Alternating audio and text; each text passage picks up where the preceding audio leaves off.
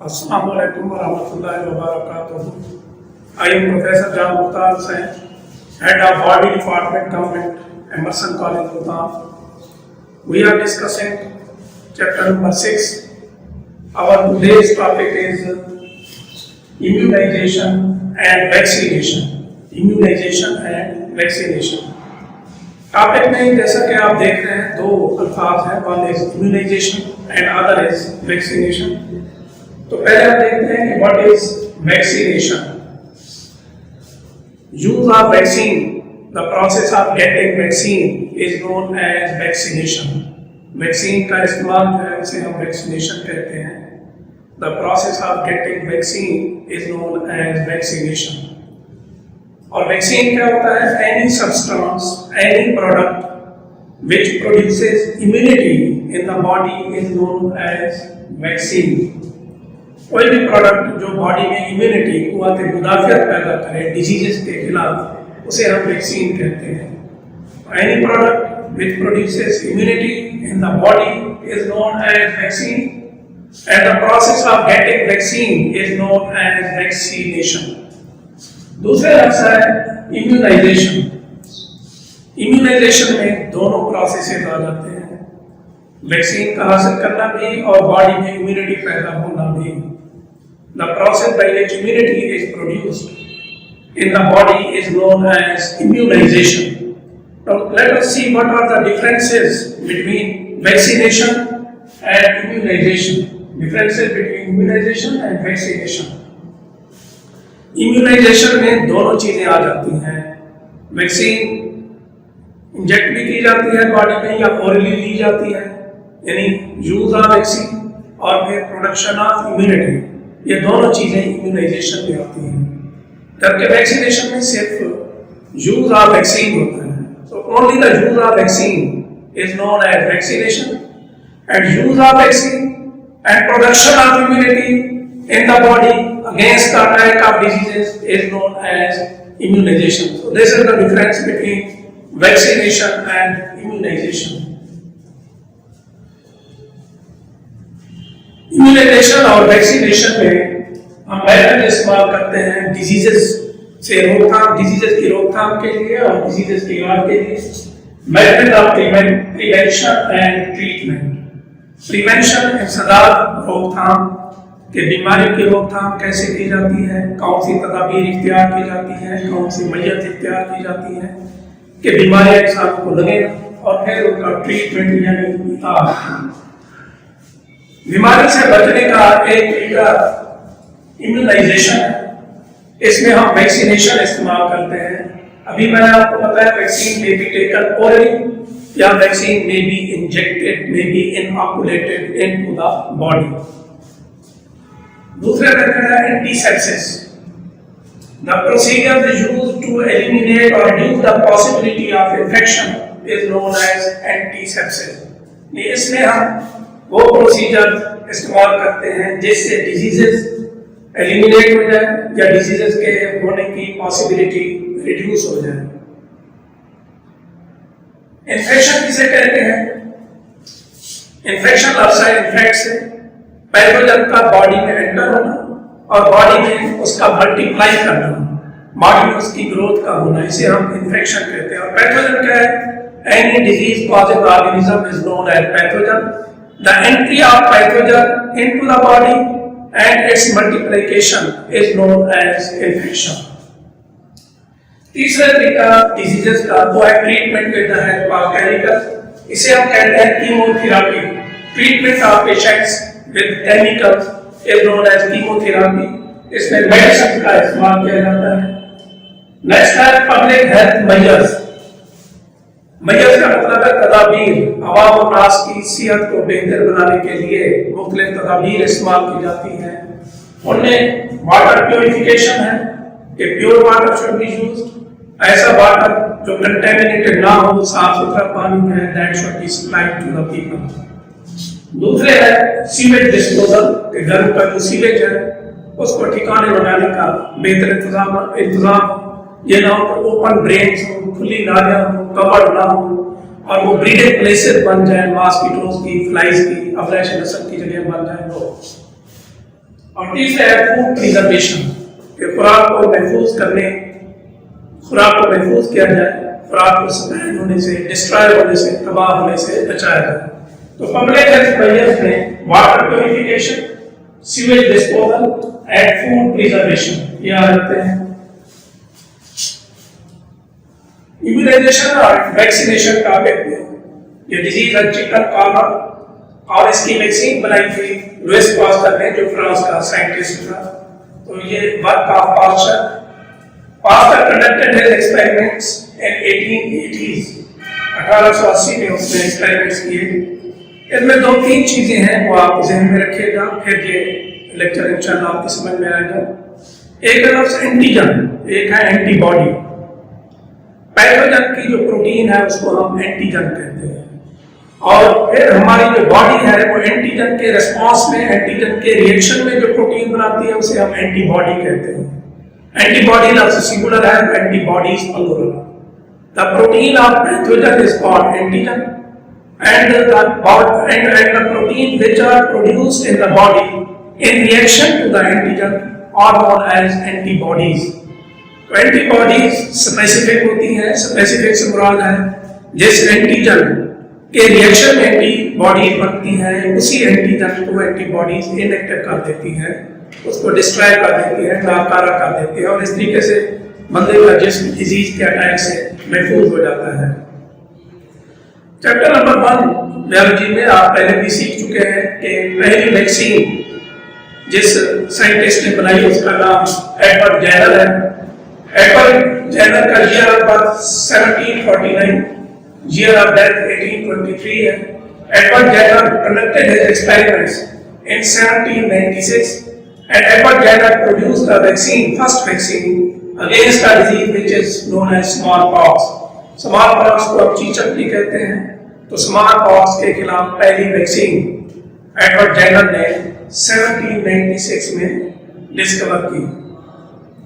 इसमें जो वैक्सीनेशन है ये आप जरा गौर से सुनिएगा। जैसे पोलियो ड्रॉप्स है, पोलियो के कतरे बच्चों को पिलाए जाते हैं।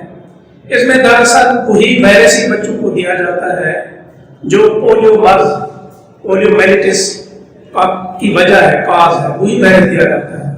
अब आप कहेंगे कि वो वायरस जब दिया जाएगा तो उससे तो बीमारी हो जाएगी, जबकि हमारा मकसद पोलियो ड्रॉप्स पिलाने का बच्चों को डिजीज के अटैक से महफूज करना है। तो इसकी क्या वजह है? वो जो पोलियो वायरसेस हैं विच कॉज पोलियोमाइलिटिस डिजीज, उनको पहले वीक किया जाता है, और वीकन वायरसेस जो है वो फिर बच्चों को कतरों की सूरत में पिलाए जाते हैं।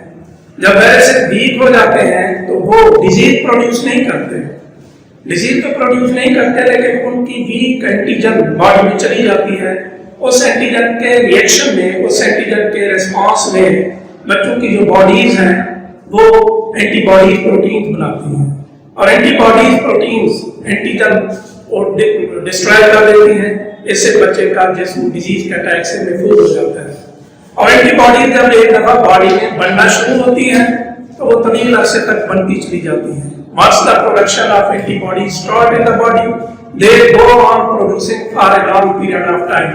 फिर फ्यूचर में अगर बच्चे के जिस्म में कोई हेल्दी पोलियो वायरस एंटर होता है तो बच्चे को डिजीज नहीं होगी, क्योंकि उस डिजीज के खिलाफ उसमें एंटीबॉडीज पहले से बन चुकी हैं।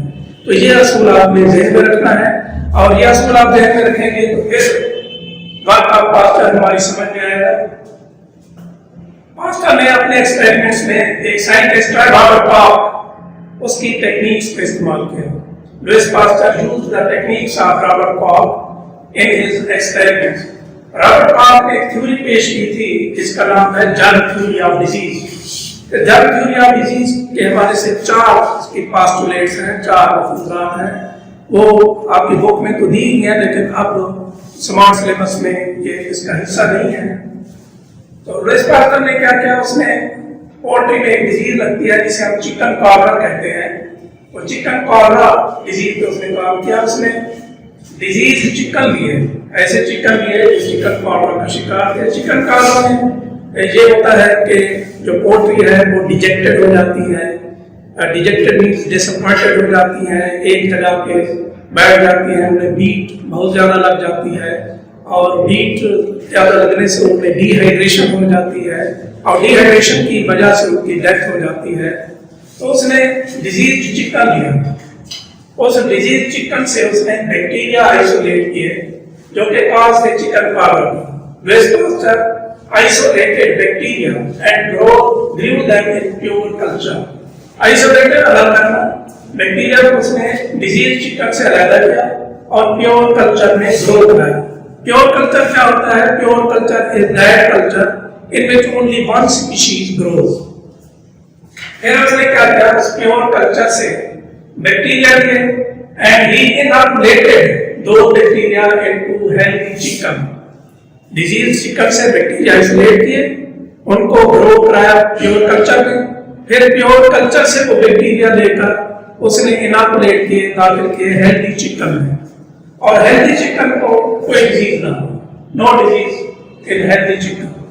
This thing was disappointing and shocking for Louis Pasteur, क्योंकि मतलब उनको ये कह रहा था कि बैक्टीरिया जो है ये चिकन का काज करते हैं और प्योर कल्चर से को इनॉकुलेट किया जाएगा हेल्दी चिकन में तो उसको डिजीज होनी चाहिए, लेकिन कोई डिजीज ना हुई।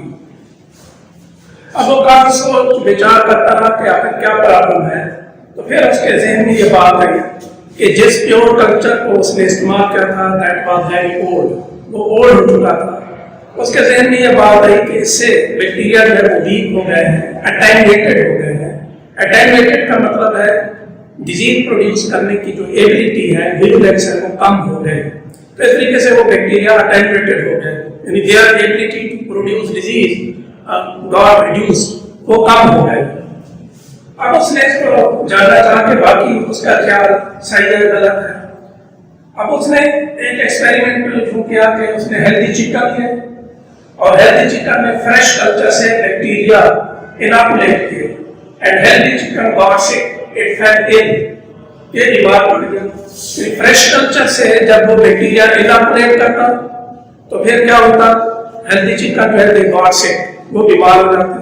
और कल्चर से अगर वो बैक्टीरिया इनॉकुलेट करता तो वो बीमार नहीं होते थे। फिर उसने एक और इंटरेस्टिंग एक्सपेरिमेंट किया। ही गॉट हेल्दी चिकन, उसने हेल्दी चिकन लिया and he divided the healthy chicken into two groups, एक फर्स्ट ग्रुप एक सेकंड ग्रुप। फर्स्ट ग्रुप वो था which was already inoculated with old culture, ये वो बैक्टीरिया थे जिनमें ओल्ड कल्चर से बैक्टीरिया पहले से इनमें इनॉकुलेट किए गए थे। दूसरा जो ग्रुप है चिकन का, उनमें ओल्ड कल्चर से बैक्टीरिया इनॉकुलेट नहीं किए गए थे। दो ग्रुप बैक्टीरिया थे, एक वो which were already inoculated with old culture और दूसरे चिकन वो which were not inoculated with old culture। अब उसने क्या किया? फ्रेश कल्चर से बैक्टीरिया के ये फर्स्ट ग्रुप में भी इनॉकुलेट किए, दाखिल किए, और ये जो सेकंड ग्रुप है इसमें भी इनॉकुलेट किए। जो देखते रिजल्ट्स क्या है इसके पास? जो फर्स्ट ग्रुप में चिकन थे they did not contract disease, उनको बीमारी नहीं लगी थी। contract disease बीमारी का लक्षण। और दूसरा जो ग्रुप है they got sick, ये बीमार पड़ गए। यानी वो बैक्टीरिया जिनको पहले इनॉकुलेट किया गया था ओल्ड कल्चर के साथ, ओल्ड कल्चर से बैक्टीरिया दिए गए थे और फिर इनॉकुलेट किए गए थे, तो उनको जब फ्रेश कल्चर बैक्टीरिया से इनॉकुलेट किया गया तो उनको कोई बीमारी नहीं हुई।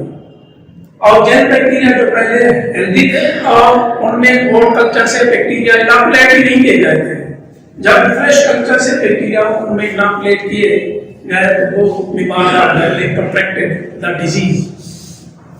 अब इसकी जो है वो वजह क्या थी? लुइस पास्चर ने एक्सप्लेनेशन ये थी कि दरअसल जो ओल्ड कल्चर था उसमें बैक्टीरिया अटेन्यूएटेड थे, वीक थे, उनकी विरुलेंस यानी डिजीज प्रोड्यूस करने की सलाहियत रिड्यूस हो चुकी थी। लेकिन जब वो बैक्टीरिया हेल्दी चिकन में इंट्रोड्यूस किए गए तो उनमें चूंकि एंटीजन थी, वीक एंटीजन थी, इस वजह से उन चिकन में एंटीबॉडीज बन गई किस बीमारी के खिलाफ? चिकन पॉक्स के खिलाफ। अब इस ग्रुप में तो जो फर्स्ट ग्रुप है इसमें तो एंटीबॉडीज बन गई ओल्ड कल्चर से बैक्टीरिया दाखिल करने की वजह से। इसलिए जब फ्रेश कल्चर से बैक्टीरिया में इनॉकुलेट किए गए तो they did not develop disease, they not get sick, ये बीमार ना हो।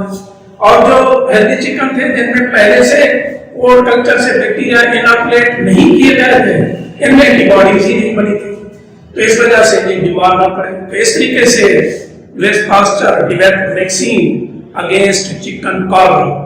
अब इसका जो डिस्कवरर है फर्स्ट वैक्सीन का वो तो एडवर्ड जेनर है, लेकिन एडवर्ड जेनर ने इस टेक्निक को वैक्सीनेशन नाम नहीं दिया था। वैक्सीनेशन नाम बाद में लुइस पास्चर ने नाम दिया। वैक्सीनेशन लैटिन वर्ड वैका से है और वैका का मतलब होता है काउ। तो इस तरीके से Louis Pasteur gave the name vaccination to this technique. फिर इसके बाद लुइस पास्चर ने एंथ्रेक्स बीमारी है उसके खिलाफ भी उसने वैक्सीन डिस्कवर की, और रेबीज या हाइड्रोफोबिया डिजीज है उसके खिलाफ भी उसने वैक्सीन डिस्कवर की। एंथ्रेक्स एक बीमारी है जिसकी अलामत है कि पेशेंट को बुखार होता है, वो सर्दी महसूस करता है, चेस्ट डिस्कम्फर्ट, छाती में तकलीफ होती है, शॉर्टनेस ऑफ ब्रीथ, यानी उसका जो सांस है वो उखड़ जाता है, सांस फूल जाता है, डिजीनेस, चक्कर आते हैं, कफ, खांसी होती है, नासिया बदली का एहसास होता है, वोमिटिंग यानी कायल या उल्टी आ सकती है, हेडेक, सर का दर्द होता है, स्वेट से पसीने आते हैं। लेकिन ये सिम्टम एंथ्रेक्स की आपके सिलेबस में नहीं है, जस्ट मैंने आपकी मालूमात के लिए ये सिम्टम दे दिए हैं। रेबीज या हाइड्रोफोबिया जो बीमारी है ये होती है by the bite of rabbit, dogs and cats.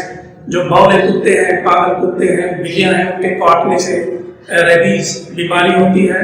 और रेबीज को हम हाइड्रोफोबिया भी कहते हैं। रेबीज को हाइड्रोफोबिया क्यों कहते हैं? Hydro means water, phobia means fear. क्योंकि जो पेशेंट है रेबीज का वो डिफिकल्टी फील करता है सर्वाइवल प्रोसेस में, निगलने के बाद में। The patient feel difficulty in surviving in rabies. और जब पेशेंट को लिक्विड कोई ऑफर किया जाता है, जैसे पानी दिया जाता है, जब मशरूब दिया जाता है, जब any liquid drink is presented and offered to the patient feels fear and panic. That is why this disease has been given the name hydrophobia. इसमें जो डिजीज जो एनिमल है वो एग्रेसिवनेस, उसमें जारियत आ जाती है, एक्सेसिव मूवमेंट्स, बहुत ज्यादा हड़कान शो करता है, एंजाइटी, परेशानी, बेकरारी होती है, मसल स्पाज़म, मसल तेजी से और अचानक सिकुड़ते हैं, कन्वर्शन कभी होती है, और इसमें पेशेंट रेस्पिरेटरी फेलियर महसूस करता है, and this respiratory failure leads to the death of person. ये एंथ्रेक्स और हाइड्रोफोबिया या रेबीज की अलामत आपकी बुक में शामिल नहीं है। Just for your information I have narrated the symptoms of anthrax and rabies और हाइड्रोफोबिया। एंड पे आपसे रिक्वेस्ट है कि अगर आपको ये लेक्चर पसंद आया हो तो आपको लाइक करें, और अगर पसंद नहीं आया, इसमें खामियां हैं, तो आपकी सजेशंस का मुझे इंतजार रहेगा। और एंड पे छोटी सी रिक्वेस्ट कि मेरे चैनल को सब्सक्राइब कीजिएगा। विद दिस अल्लाह हाफिज़, नेक्स्ट वीडियो में मिलेंगे।